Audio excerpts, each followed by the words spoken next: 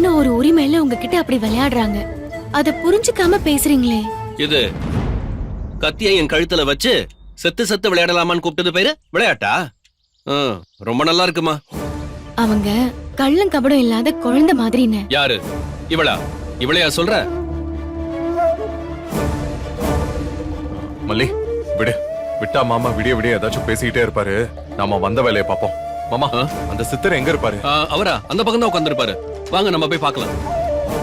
இருங்க இருங்க, முதல்ல சாமி கும்பிட போலாம், அப்புறமா சித்தரை பார்க்கலாம். இது வேறயா? அவசரம் புரியாம பேசுறிய மல்லி.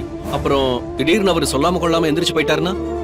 இங்க பாருங்கண்ணே, இன்னைக்கு அவரை பார்க்கணும், அவர் கையால அக்காக்கு காப்பு கட்டணும்னு கடவுள் விதிச்சிருந்தா அவர் நமக்காக வெயிட் பண்ணுவாரு. என்ன மல்லி இது? கடவுள் எப்பவும் அங்கதான் இருப்பாரு. எப்ப வேணாலும் அவரை பாத்துக்கலாம். ஆனா சித்தர் இருப்பாரா? திடீர்னு எந்திரிச்சு போயிடுவாரு. புரிஞ்சுக்க மாட்டேங்கிறியே. மாமா மாமா, கொஞ்சம் பேசாம இருங்க.